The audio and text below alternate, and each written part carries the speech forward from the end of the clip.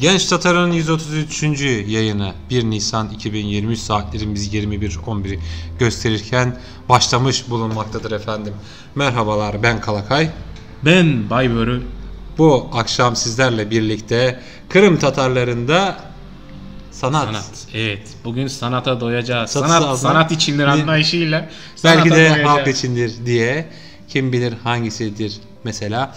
Evet efendim bugün güzel bir yayın olacak. Neden? Çünkü Ayşe Hanım'ı konuk alacağız. Evet, bir usta Ayşe var yayınımızda. Evet.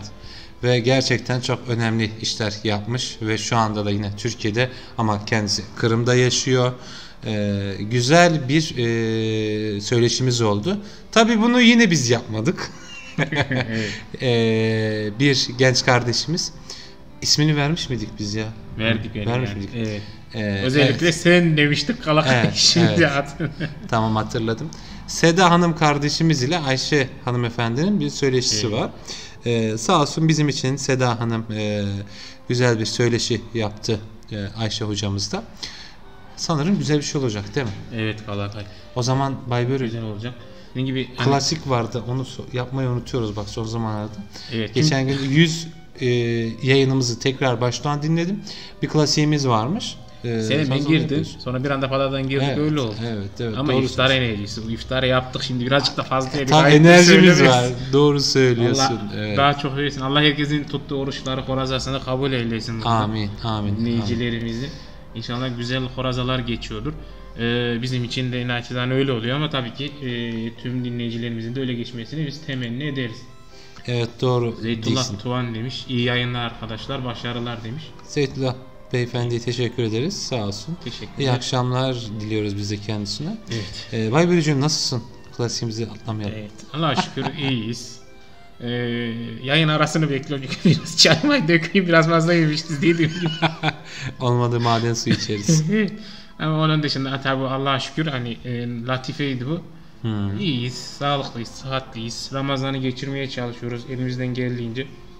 Maşallah. Yani Ramazan'ın ne diyelim hakkını vermeye çalışıyoruz diyelim. İnşallah Allah günahlarımızı affeder. Ramazan'dan tuttuğumuz oruçları kabul eder diye ümit ediyorum Kalakay. Sen nasılsın? Sen daha ruhsundur inşallah. Allah razı olsun. Ben deyim, yayında bir sorun var mı bilmiyorum. O yüzden. Şu anda ben bir taraftan dinleyeyim ama bir sorun yok değil mi? Yok, güzel. Şimdi bu tarafı pek karıştırmayak. Burası kendi tarihinde takılıyor. Aynen. Biz yayını bitirdiğimizde kapat butonuna basalım sadece. Teşekkür ederim. Ben de iyiyim. Güzel bir Ramazan ayı geçiyor gerçekten. Sanırım bir aşağı yukarı 1/3'ünü yaptık. 10 günü tamamladık diye hatırlıyorum. Evet, yaklaşık o civarda oldu. Aynen öyle. 10 güne yakın ve hakikaten güzel geçiyor. Hiç zorlanmıyoruz, hiç yorulmuyoruz. Evet. Allah sabrını veriyor sanırım diye düşünüyorum en azından. Zaten havalar da mesela baktığınızda hani güzel. Su satmıyor, şey yapmıyor. Kesinlikle. Şöyle bir hatıram var. Daha doğrusu böyle bir anekdot ekleyebilirim.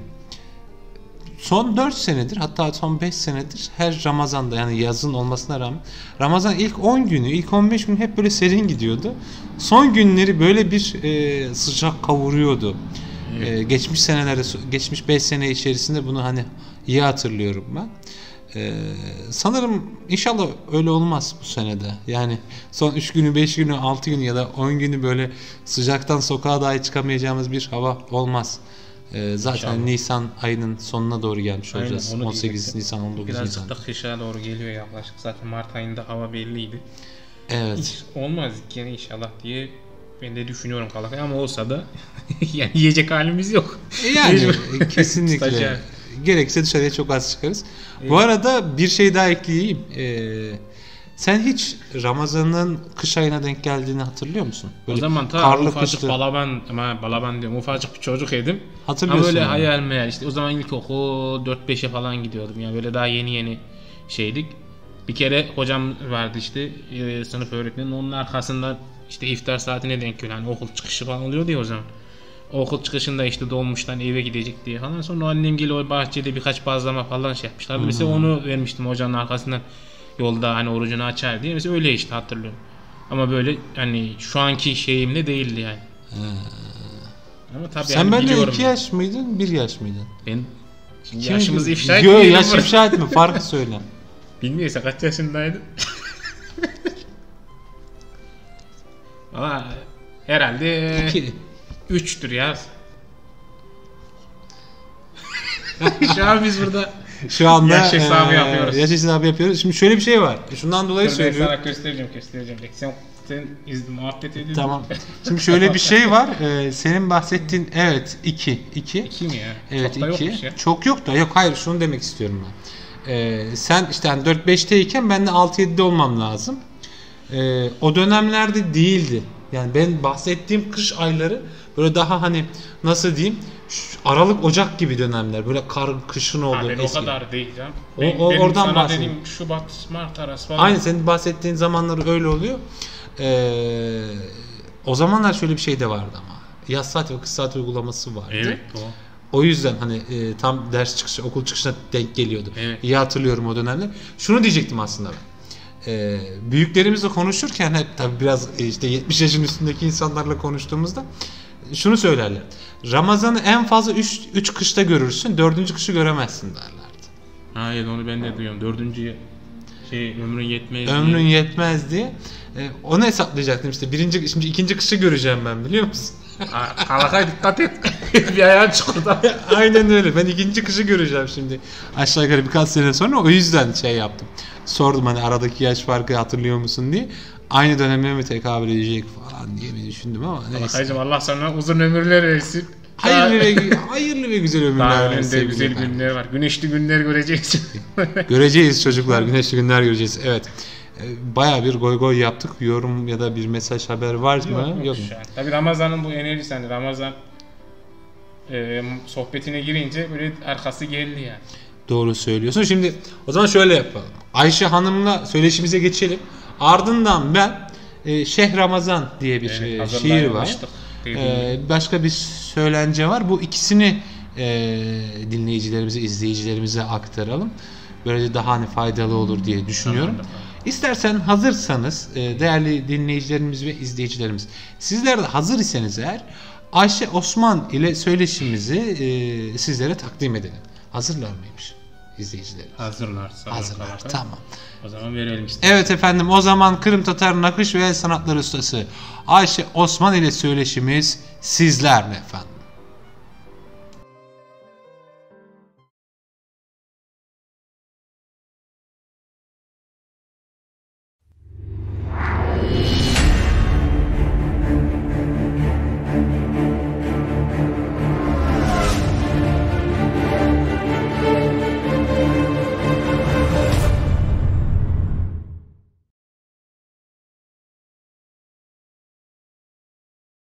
Değerli dinleyicilerimiz merhaba. Ben Deniz Sedanur Özkan. Genç Tatar yayınında mikrofon başında olacağım ve konuğumuz Kırım Tatar nakış ustası, el sanatçısı Ayşe Osmanova ile söyleşimizi gerçekleştireceğiz. Ayşe Hanım merhabalar, hoş geldiniz. Öncelikle röportaj teklifimizi kabul edip iştirak ettiğiniz için teşekkür ederiz. Sizi tanımayan dinleyicilerimizin olabileceği düşüncesiyle sorularımıza geçmeden önce sizden kendinizi tanıtmanızı rica edebilir miyiz? Merhabalar dostlar, selamlar. Peki beni daha önce tanıştırdığınız gibi ben Ayşe Osmanova, Kırım Tatarı. Şu anda Kırım'da Bahçesaray şehrinde yaşıyorum. Başlıca faaliyetim Kırım Tatar milli işleme, giyim kültürünün canlandırmasıdır. Dans grupları için, tiyatro ve sinema için kostümler tasarlıyorum ve dikiyorum. İşte yaptığım iş budur. Aynı zamanda dikiş ve nakış kurslarını ara sıra yapıyorum. Teşekkürler. Güncel bir olay olması dolayısıyla sizin öncelikle Ayşe Hafsa Sultan anma töreniyle başlamak istiyoruz. Geçtiğimiz günlerde Ayşe Hafsa Sultan'ın kabri başında anma töreni yapıldı ve hazırlanan puşidi örtünün sandukaya serildiğini sosyal medyaya yansımıştı. Bu açıdan ilk olarak bu töreni açıklayabilir misiniz? Yani nasıl yapıldığı, kim organize ettiği gibi yönler açısından efendim. Evet.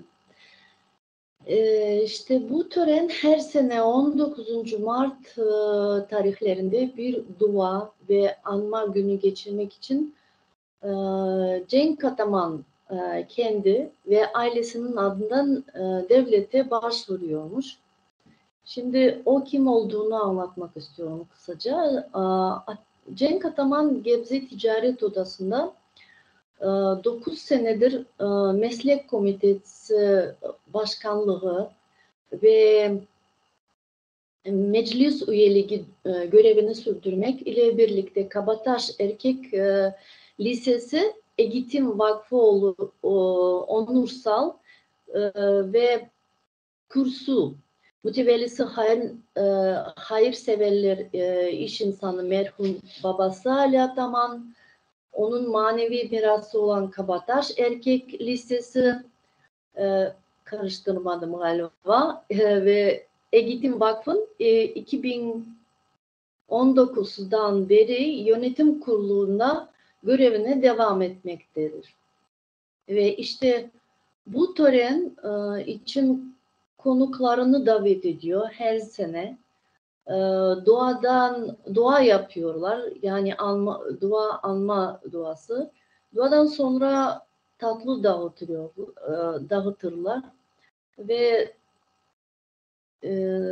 tam olarak bilmiyorum kimin fikriydi.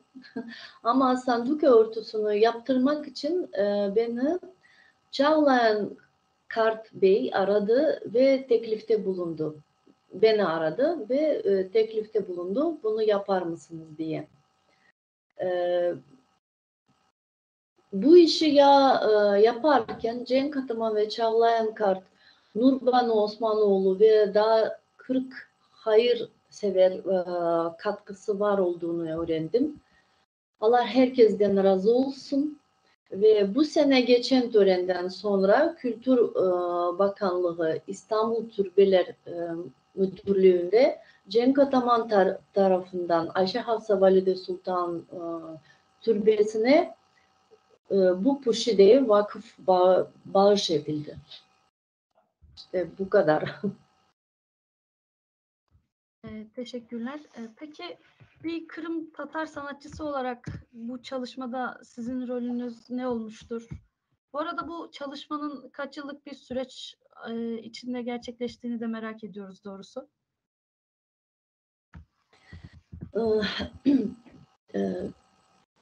Ben bir röportajda söylemiştim, yani 3 yıl önce yapılan bir şey bu sene gerçekleşti diye. Genel olarak proje 3 yıl sürmedi. Bu şideni 3 yıl önce yapmıştım. Ancak işte pandemi ve karantina nedeniyle bu töreni gerçekleştirmedik. O gün için bekletildi. Amaç Ayşe Hafsa Sultan'ın memleketinden Kırım Tatarlarına ait süslemeli bir sanduka örtüsü yapmaktı. İşte güzel bir şekilde kabur üstüne döşemek. Kırım'dan bir işleme olsun diye. Ve sorduğunuz gibi, yani bir Kırım Tatar sanatçı olarak bu çalışmanın rolüm neydi? Bu projede katılma fırsatının bana verilmesinin benim için ne kadar büyük bir onur olduğunu söylemeye gerek yok tabii.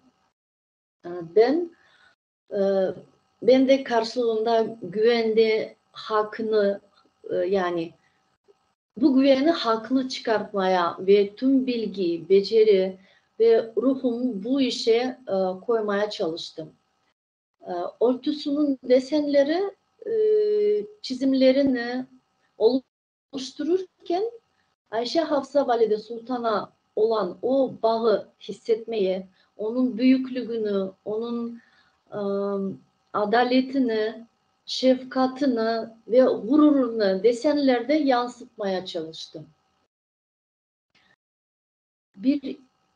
Nasıl anlatayım? Bir iplik gibi bu ince bağlantı beni geçmişten bu günkü zamanına götürdü ve kendim için onunla böyle bir temas noktalarını buldum.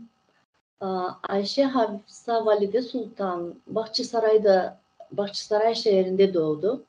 Ben de Bahçesaray'da yaşıyorum. O Ayşe, ben de Ayşe. O bir Kırım Tatarı, ben de bir Kırım Tatarıyım. Benim için bir sembol gibiydi. Bu yüzden bu değerli işi bana emanet eden Cenk Bey Ataman, Çağlayan Kart ve nicelerine bir kez daha teşekkür etmek isterdim. Yani Allah herkesten razı olsun ve benim için bu büyük bir fırsat ve şans ve bir onur. Ellerinize sağlık. Peki bu çalışmada sizden farklı, size yardımcı olan başka ortaklar var mıydı? Eğer varsa kim olduklarını merak ediyoruz. Evet var. Yani bu ürünün yaratılmasında yer alan kişileri de birisi bu hat yazıları var üzerinde. İşte hat yazılarını ve dönemin yazılmasına danışmanlık yapan kişi Zafer Bey Başdağ yardımcı oldu. Çok sağ olsun. Sonra Kültür Müdürlüğü, İstanbul Türbeler Müdürlüğü yönetici Leyla Zaman Hanım da diğer olanı seçti.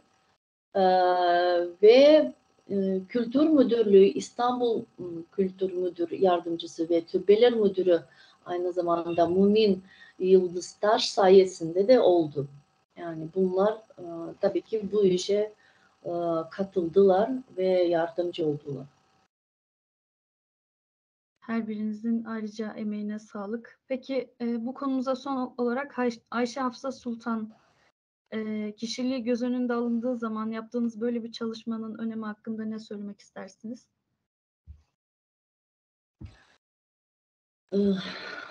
Öneminden bahsetmişken bu çalışmanın benim için çok sorumlu olduğunu zaten söyledim ve çok onurlu diyelim. Nasıl ne de olsa Yavuz Sultan Camii'nin mülkü oldu. Çünkü hediye yapmışlar ve Dülbe'ye gelen binlerce ziyaretçi tarafından görülecektir. Bu konuda ne diyebileceğimi bile bilmiyorum. Güzel konuşamam ama güzel nakış yapabilirim diyelim. Süslemede bu kadının heybetini belirtmek istedim. Yani Kırım nakışı dönemi yansıtan Kırım ve Osmanlı saray motiflerini kullanarak hazırladım hepsini. Kırım Tatar nakışlarımızda anlam grameri vardır. Yani her bir desende bir anlamı, bir mantık vardır. Yani bu bir nasıl anlatayım? Kırım Tatar nakışların bir özelliğidir. Mesela Puşide üzerinde egridal tarzında nar çiçeği kullandım. Nar çiçeği hayat, doğurganlık, bolluk ve refah veren bir kadının sembolüdür.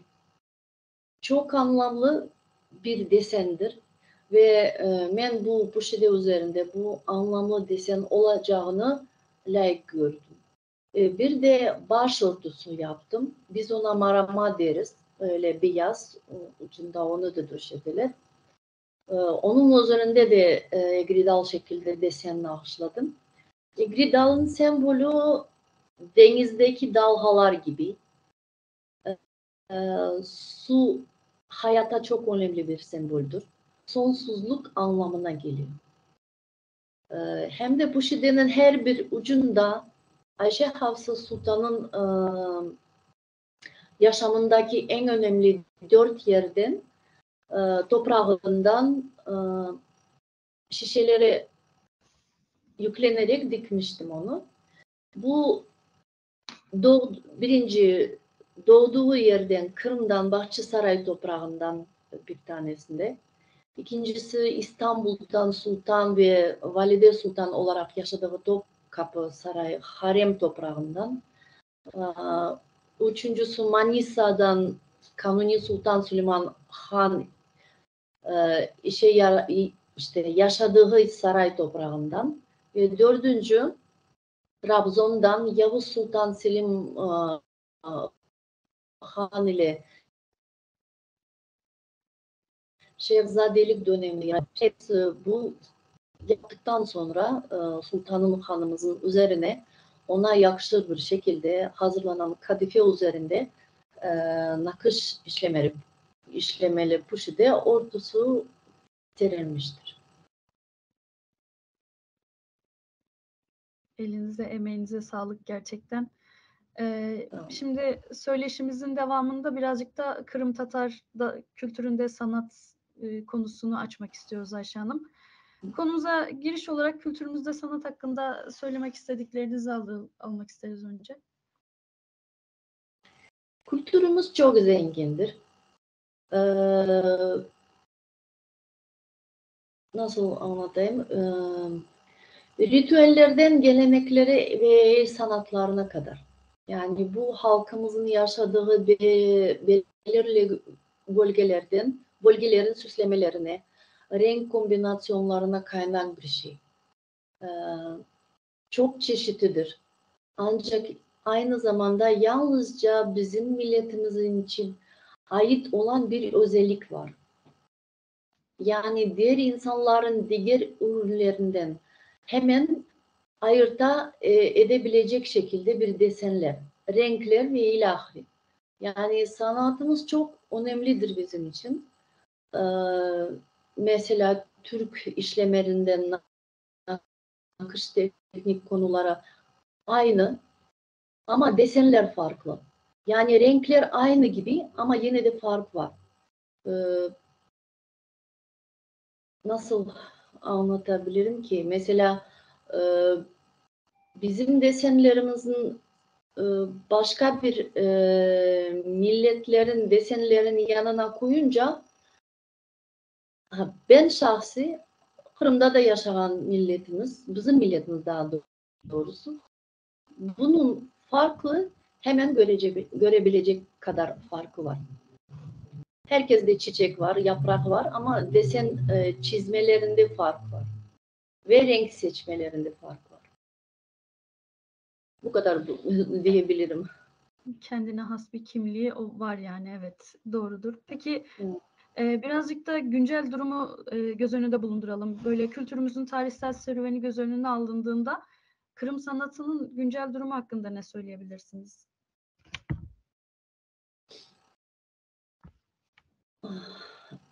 Yani bugün halkımızın yaşadığı zorluklara rağmen Kırım'da halk el sanatların ve Kırım Tatarların sanatının çok gelişmiş olduğunu rahatlıkla söyleyebiliriz. Mesela ustalarımız ulusal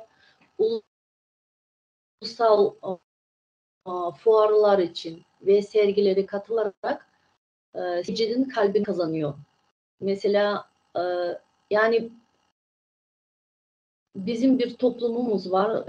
El sanat, nakış yapan insanlar sadece nakış değil. Yani tel kırma, bu mesela gümüş işleri, ahşap işleri, ya bunların mesela biz bayağı bütün dünyanın içinde sergilere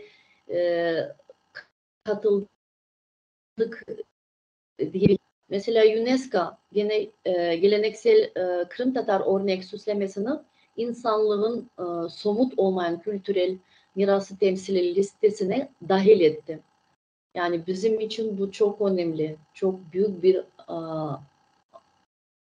kazanç diyelim. Örnek, Kırım Tatar halkının en eski kültürel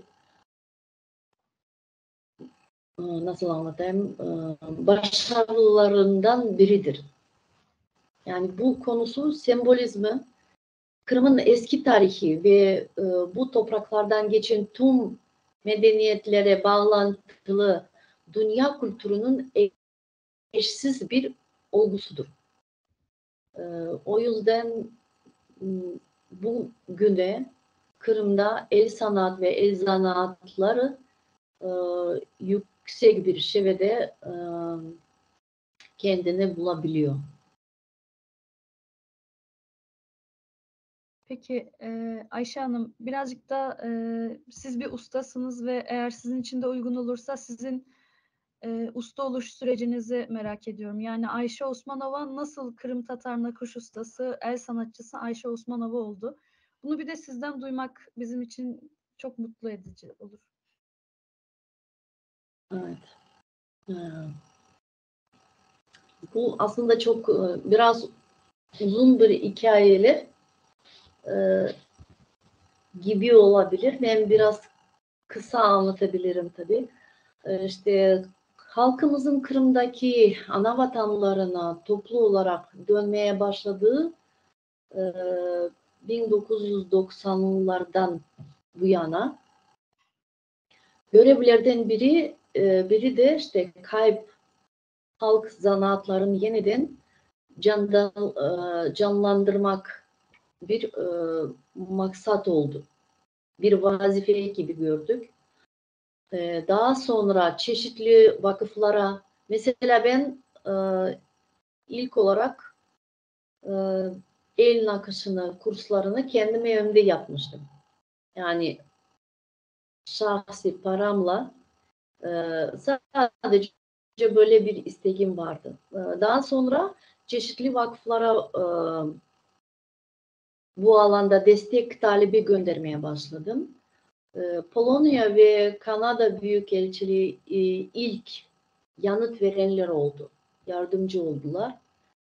Daha sonra Türk kuruluşu TİKA tarafından destek 2000 senelerinde oldu. 2002 yılında kadar Kırım'ın her yerinde yaklaşık 500 kişi benim kurslarımda eğitildi. Böyle bir halk eğitim kursları gibi geçirdim ben Kırım'da. Her bir köşesinde. Ve nakışın gelinlik, düğün elbiselerinde, resimlerinde yaptım mesela. Kırım Tatar kostümü usulüyle elbiseler diktim uzun zaman. Bunu zaten hiçbir zaman bırakmamıştım okuduktan sonra. Ve aynı zamanda hem dikiş yaptım hem kurslarını geçirdim. 2000 seneden sonra Bahçesaray şehrimizde küçük bir tiyatro açmıştık. Çocuk tiyatrosu. Ve orada kostümlerini ben tek başıma dikmiştim o zaman. Ve bu benim için bir merdivenin yani bir basamaklarıydı benim için. Ve ardından filmlerde başladım çalışmaya. Yani tarihli bir film Kırım Tatar Triptih isimli için kostüm tasarımcı olarak filmde çalışmak için iyi bir teklif aldım. Çok güzel oldu. Benim için ilk oldu çünkü hayatımda filmlerde çalışmadığım için böyle bir film kostümcü olarak çalışıp bir tecrübe kazandım. Ondan sonra bilim kurgu filmi İmmersiyon isimli. Orada da biraz çalıştım. O yani Rusya filmiydi. O birinci dediğim Kırım Tatar Triptih, o Ukrayna Davjenko stüdyosundan çekimleri olmuştu. İşte bunda çalıştıktan sonra etnik giyim uzmanı ve kostüm tasarımcı yardımcı olarak keyifli çalıştığım son yer Haytarma filmi oldu. İşte onu burada Türkiye'de göstermiştiler. Yani bizim Kırım Tatar diasporalarımız çoksu gitti gördü. İşte o filmde ben çalıştım ve çok mutluyum.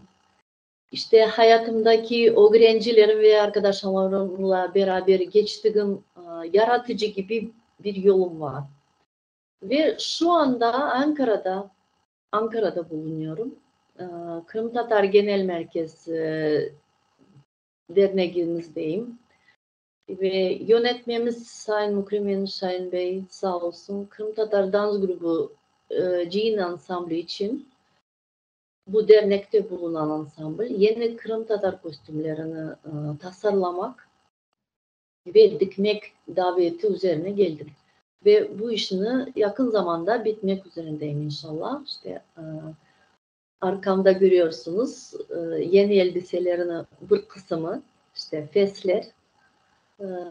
İnşallah yeni kostümler olacak, yeni danslar olacak, yeni konsertler olacak. Yaptığım işimden çok mutluyum. İnşallah siz de beğenirsiniz. Ellerinize sağlık. Peki sizin gibi bu sanatı icra etmek isteyenler için verebileceğiniz tavsiyeler var mı? Çok basit. Buna kısa cevap veririm. Tek ihtiyacınız olan öğrenme arzusu ve sabır. Diğer her şey deneyimle birlikte, tecrübeyle gelir. Ve elbette tabii ki her şeyden önce bu çok önemli. Bir kişi en azından biraz gelişmiş güzellik, zarafet, görme ve hissetme, çizim ve kompozisyon hassasiyetine sahip olmalıdır. Gerisi hepsi çok kolay. Yani eğitim alabilirler. Eğitimde zaten yavaş yavaş öğrenebilirler.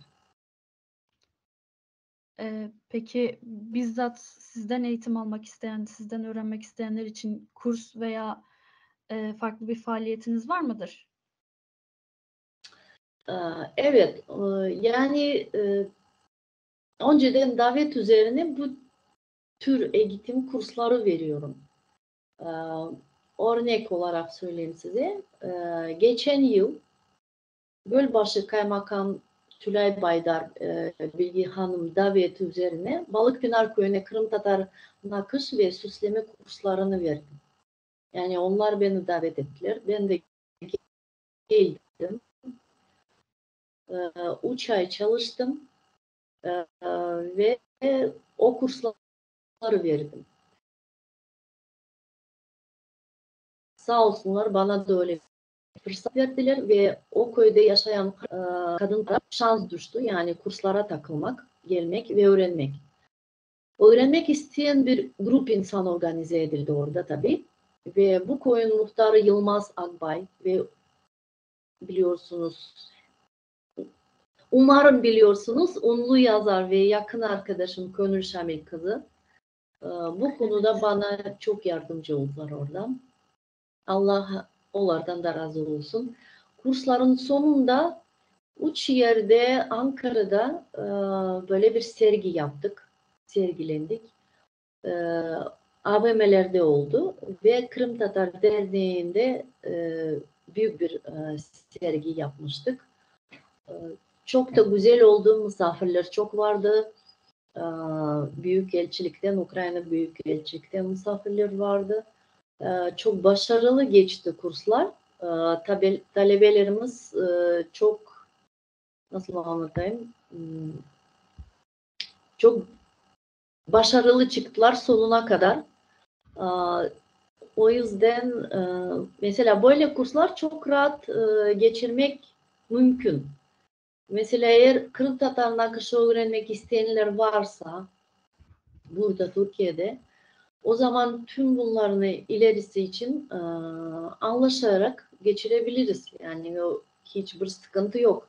Kırım'da yaşadığımı zaten söylediğim için ve buraya yani gelmeme önceden plan olması ve kursla ilgili tüm maliyetlere birlikte tüm bütçeyi düşünmek gerek. Yoksa bir kurs geçirmek için öyle kolay değil. Yani diyeceğim hiçbir şey imkansız değildir. Yeter ki insanların arzusu olsun, istekleri olsun. O kadar yani. Yani ben gelirim, sıkıntı yok. Gerçekten çok teşekkür ederiz. Bizim sorularımız bu kadardı. Görüşme teklifimizi kabul edip iştirak ettiğiniz için ayrıca teşekkürlerimizi sunarız. Görüşleriniz için sağ olun. Son olarak sizleri şu an dinleyenlere, genç Tatar dinleyicilerine söylemek istediğiniz neler vardır? Tatarlar için ne de yani öncelikle davet ettiğiniz için teşekkür etmek istiyorum. Çalışmalarım gözden kaçmadığına sevindim. Bugün Kırım Tatar halkının gençliğini, kendimi ve çalışmalarımı tanıtmaya çalıştım. Umarım beni dinlemeleri ilginç olmuştur. Belki düşüncelerimi bir yerde çok net bir şekilde formüle etmedim ama bunun tek nedeni Türkçenin mega zayıf sözlüğüm var. Herkesin benim gibi hayatında, işinde memnuniyet getirecek doğru yolunu bulmasını diliyorum. Öyle ki hayatında yaptıkların sadece kendine değil, çevrendeki birçok kişiye, özellikle halkına fayda sağlasın. Halkımızın ve ailenizin gururu olun. Herkese iyi şanslar, teşekkürler. Biz teşekkür ederiz.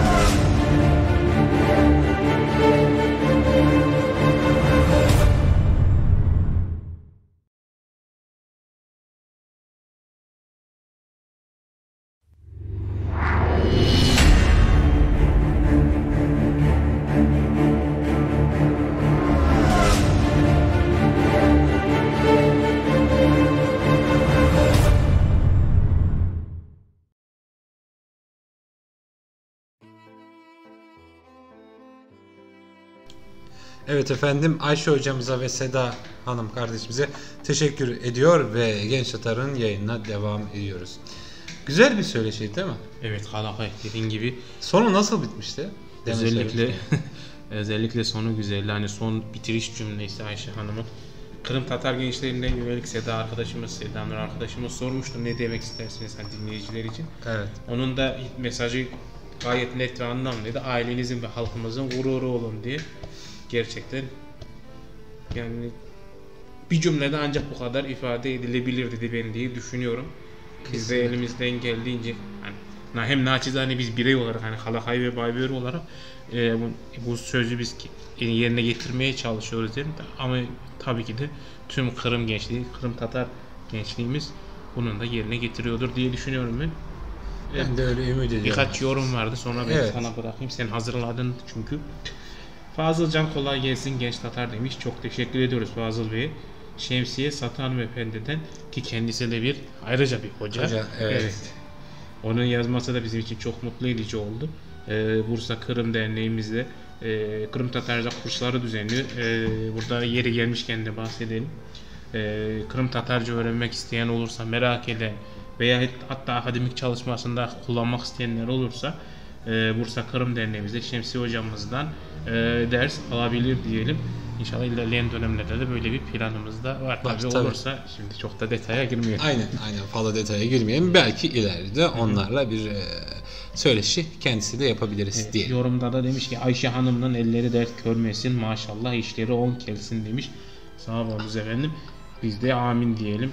Amin. Sizin mesajınıza iştirak edelim. Diyorum Halakay şu anda kesinlikle başka yorumda gözükmüyor. Yine yorumları bekliyoruz diye. Evet, yorumları bekliyoruz. Bu arada biz de sizlere şöyle bir şey yapalım. Bir iki tane şiir, bir mani okuyacağız. Ondan önce rica etsem küçük bir jenerik, şöyle 10 saniyelik bir jenerik girip çıkabilir miyiz? 10 saniyelik bir hazırlar bakalım. En kısa olanını. Hiç fark etmez. Daha kısası yok mu? Yani bakalım. En kısa olanı. Şöyle. Evet, bu varmış. Evet, onu açalım. Alttakini de kapatalım. Ha.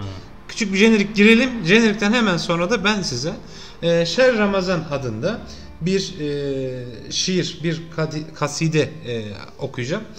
Biraz hikayesini anlattıktan sonra.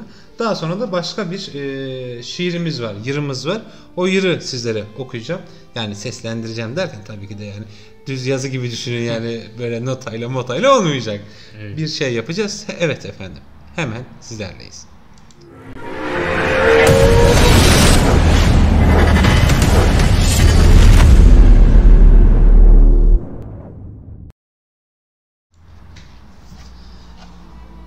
Şer Ramazan.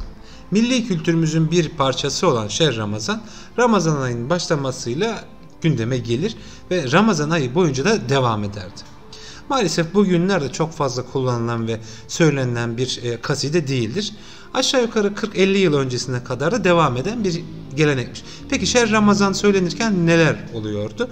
Şer Ramazan köyün veya mahallenin gençleri yahut çocukları tarafından oluşturulmuş gruplar ya da baranalar halinde söylenirdi. İftardan sonra bu gruplar ev ev dolaşarak, birazdan okuyacağım kasideyi koro halinde okurlar. Ev sahiplerinden un, buğday, para, yumurta vesaire alırlardı. Yani ev sahiplerimiz bunları gönüllerinden, içlerinden geçerek verirlerdi. Bu toplanan malzemeler daha sonra da böyle satılarak ya da çerçiye verilerek de paraya çevrildi ya da karşısında başka bir şey alınırdı. Bununla birlikte Şer Ramazan akşamla teravih arasında söylenirken teravihden sonra sahura doğru, sahur öncesinde de gençler yine evleri gezerek, yani bir nevi davulculuk yaparak diyebiliriz burada, ev sahiplerini sahurda kaldırırlarmış Şer Ramazan'ı söyleyerek. Şer Ramazan tabii ki de Ramazan'ın o 30 günü, 29 günü söylenmezmiş. İlk günlerinde, ortalarında ve son günlerinde söylenmiş. Yani bir ay boyunca devam eden bir gelenek değilmiş. Şimdi Şer Ramazan'ın Orta Anadolu'da söylenen halini sizlere okuyacağım. Şer Ramazan. Kıbla yaktan cıllı cıllı celler eser, bay tereknin yaprakları suda ösüp cerge düşer. Onu körgen eki melek şap şap etip gölge düşer. Ya Muhammed Medine'ge Şer Ramazan geldi, mübarek Ramazan salli ala Muhammed. Peygamberimizin bir atı var ciren edi, bu zamanda namazını öğren dedi. Üğrenmesen cennetten cehennemge süren dedi. Ya Muhammed Medine'ge Şer Ramazan geldi. Mübarek Ramazan salli ala Muhammed. Şer Ramazan ayta geldik soşi baynin eşigine. Ak koşkarday, kok koşkarday balat olsun beşigine. Ya Muhammed Medine'ge Şer Ramazan geldi. Mübarek Ramazan salli ala Muhammed. Evet efendim, bununla birlikte bir de bazı bölgelerde, bazı coğrafyalarda Ramazan aylarında da sarı eçki adına bir yer söylenirdi. Sözleri de aynen şu şekildedir. Sarı eçki. Bir sarı eçkim var idi, balalayım deredi. Balalarını şıbırtıp bay bolayım deredi. Ey malım ey, ey sarım ey, bir sarı eçkim var idi. Balalayım deredi, balasam boş bulur, çobanlarga eş bulur. Alpak malpak, tabanları calpak, inanmasan şık da bak, cım cım etermen, cımırta bersen ketermen. Par par etermen, para bersen ketermen. Canaşa köyge cetermen, seni mahtay ketermen. Uluna bergen oraktay, kızına bergen oymaktay. Maga berdi tırnaktay, koz yaşım moşaktay. Evet efendim, Ramazan ayında Kırım Tatarlarının bazı kültürleri vardı. Onlardan biri de sarı eçki yırının sözlerini sizlerle paylaştık. Ve Şer Ramazan'ın ne olduğunu, ne zaman kullanıldığını, ne zaman söylenildiğini ve sözlerini sizlerle paylaştık. Evet efendim, yayınımıza devam ediyoruz.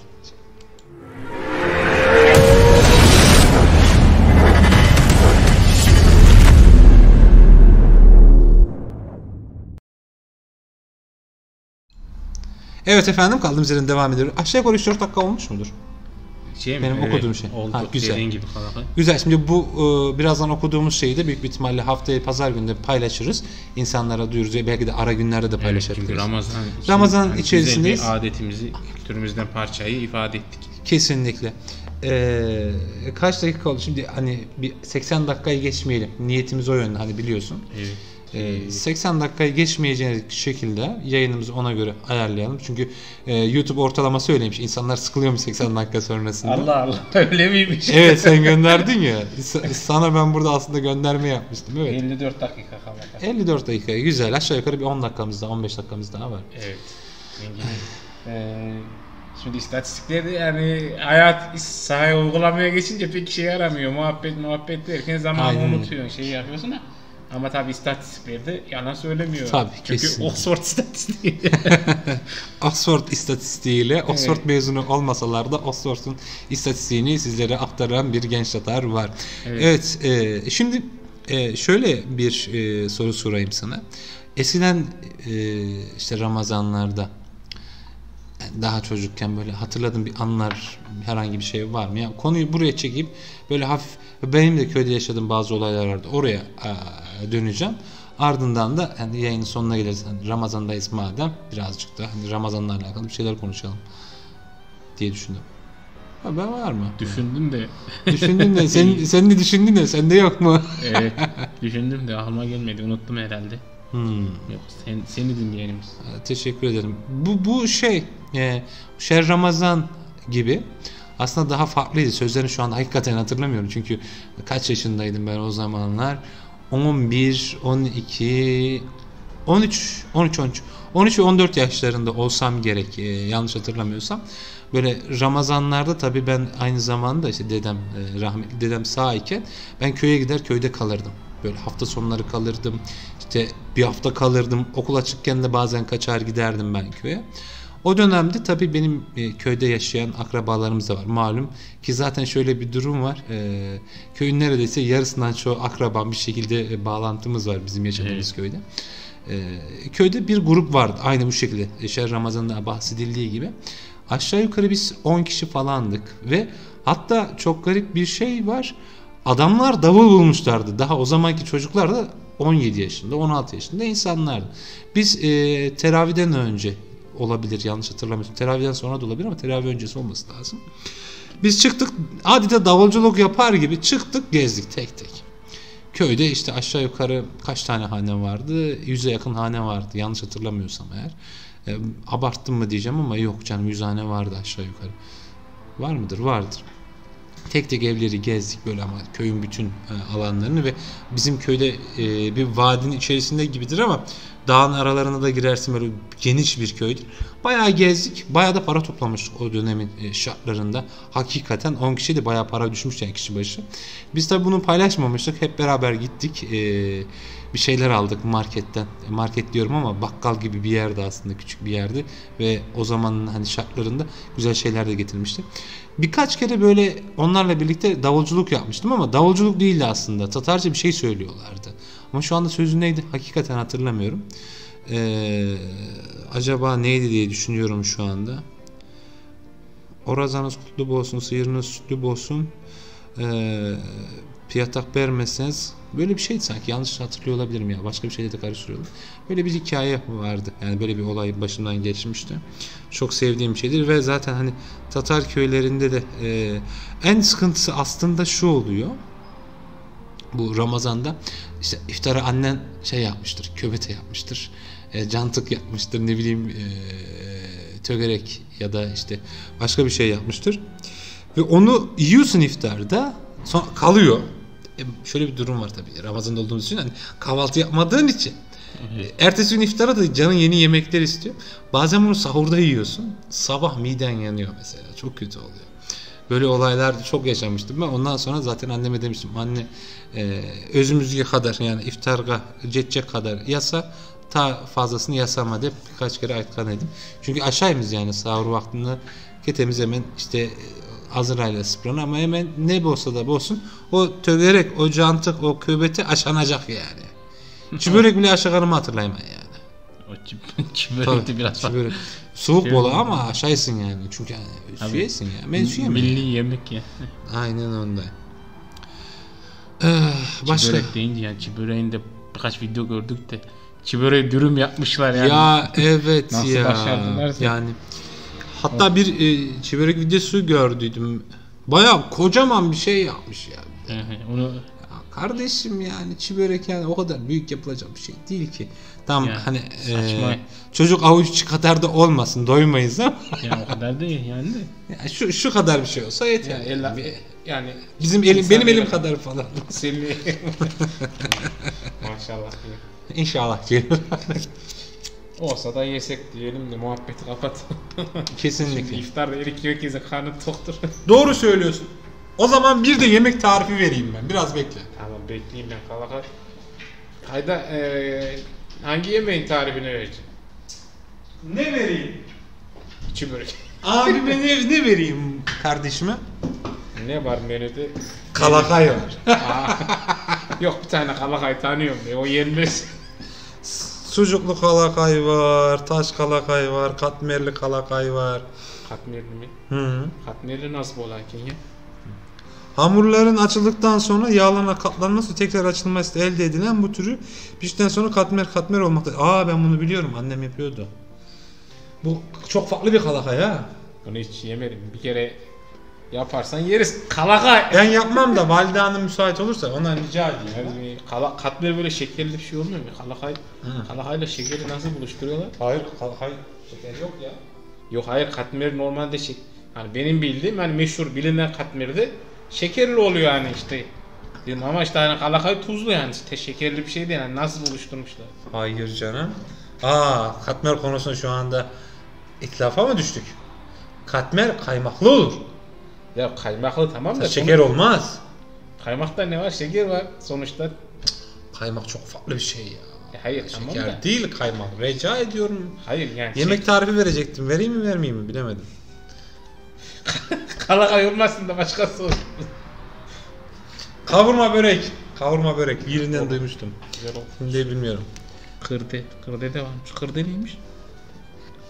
Ha bu sahurluk yemek gibi. Sahurluk tarifi verelim biz. Kırdı. Bak bu kırdı şey değil mi? Ne? Bu hani bizim dernekteki gençlik kollarına bir arkadaşımız vardı. Cantık diye getirmişti, hatırlıyor musun? Peştokum diye getirmemiş. O başka arkadaşımız, Ha, kız öyle. arkadaşımız vardı bir tane. Hatırladım. Hatırladın mı? Ha, Ona benzemiyor mu? Onun neydi o ya? Şey diyordu, cantık diyordu. Hatırladım doğru evet. Ona benziyor. Biz onu anmış olalım o zaman. Onu öyle hem sahura da hazırlarlar hatta şey yapalım. Sosyal medyadan da paylaşalım dinleyicilerimiz için. Ramazan'da sahur tarifi diye. Oradan yapmak isteyenler yapabilir. Şu an aklıma geldi de. Evet, şöyle yapalım. O zaman bir jenerik girdi. Ben ekranları bölerken şey yapmış olayım. Tamam. Şu kısa jeneriğimizi veriyor muyuz?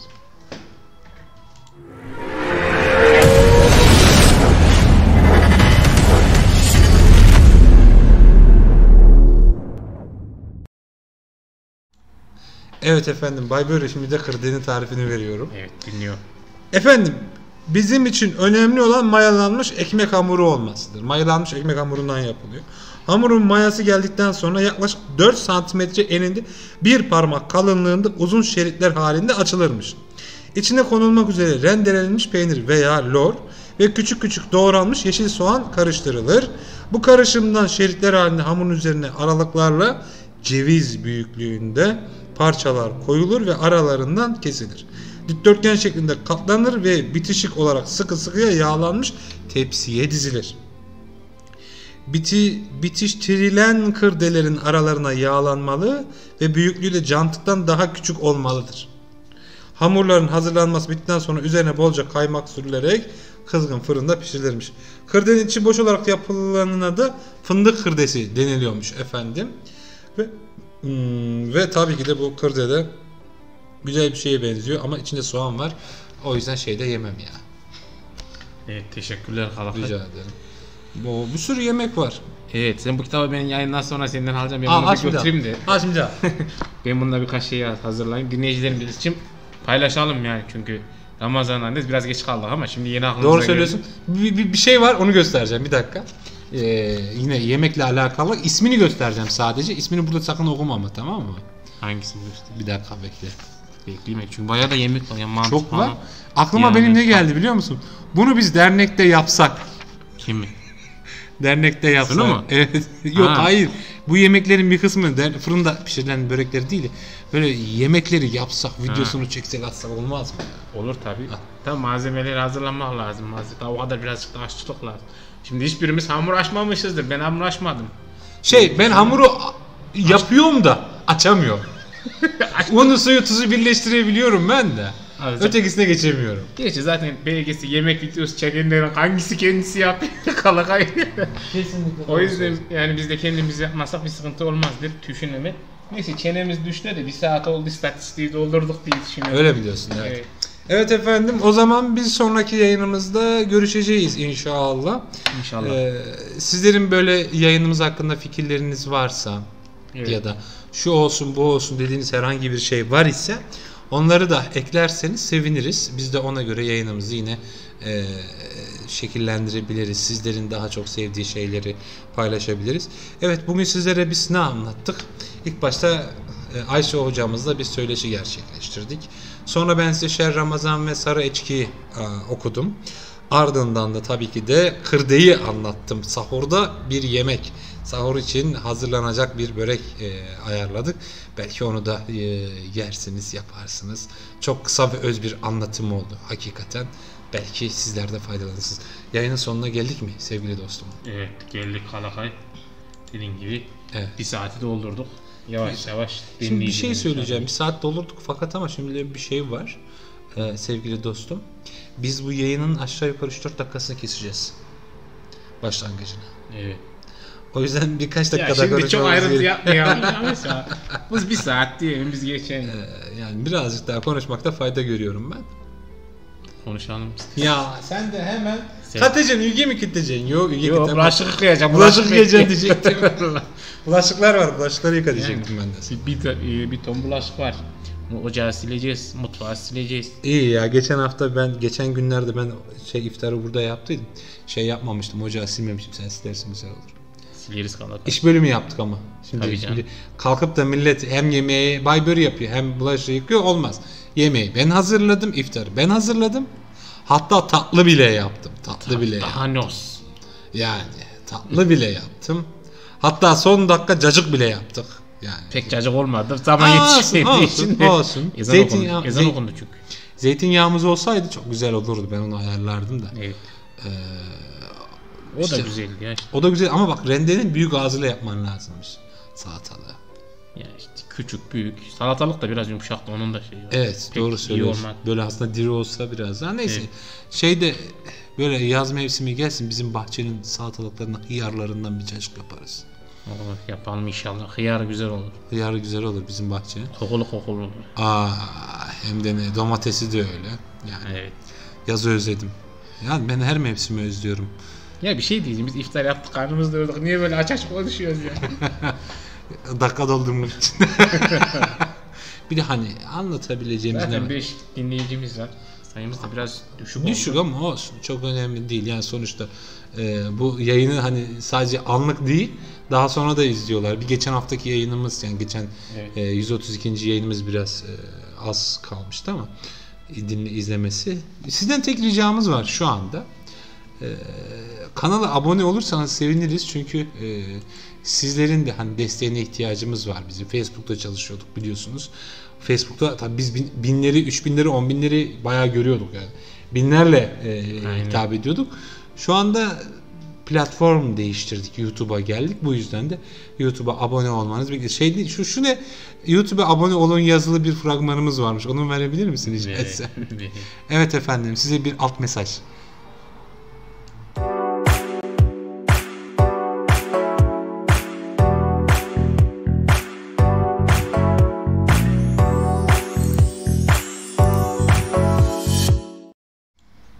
Evet efendim, kanalımıza abone olursanız seviniriz.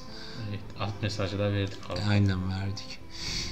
Şimdi her seferin aynı yere basıp her seferin aynı şeyi yapma. Bu bir şeydir. Nedir? Bu bir inattır.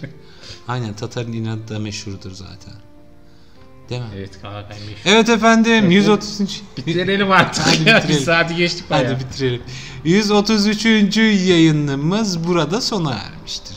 Haftaya yeni konuklarımızda, yeni konularımızda sizlerle birlikte olacağız. Yine çarşamba günleri, salı günleri yayınlarımız var. Pazar günleri yeni video yüklüyoruz. Tamırlı Terek'ten olsun sürpriz videolarımız oluyor. Onlarla sizlere bir şeyler anlatmaya çalışıyoruz. Bizi takip edin, abone olun. Öyle diyorlar YouTube'da. Abone olmayı ve fav Twitter'daydı. Like atmayı, beğeni atmayı unutmazsanız seviniriz. Haftaya görüşünceye dek kendinize iyi bakın. Dur. Hacım bir dur. Duruyorum. Bir hazırladım sadece. Son sözlerini alacaktım. Son sözlerim. İftar ve sahur tariflerimiz için sosyal medya hesaplarımızda olun. İnşallah orada paylaşacağız. Sahurda niye anlatmıştık biz? Kırde. Onu tarifini ayrıntılı paylaşacağız. İftarlıkta ipucu verelim mi? Kalakay tabak böreği görmüştüm. Tabak böreği de pek severim. Tamam. Tabak börek tarifini paylaşalım. Tamam. Ertesi günler böyle çeşit var. İnşallah bunları paylaşalım. Paylaşalım seninle. İftarda farklı deneyimleri dinleyicilerimiz denesin. Kesinlikle. Naçizane, evet. Aklıma bir şey geldi. Biz bunu hem böyle paylaşıp hem de videosunu hazırlayıp böyle kısaca anlatıversek mi ki, ne yapsak? Olur güzel olur. Değil mi? Hem karnımız da doyar. Doğru söylüyorsun. Evet efendim, Genç Tatar'ın 133. yayını yine bir yemek konusuyla kapanmak üzere.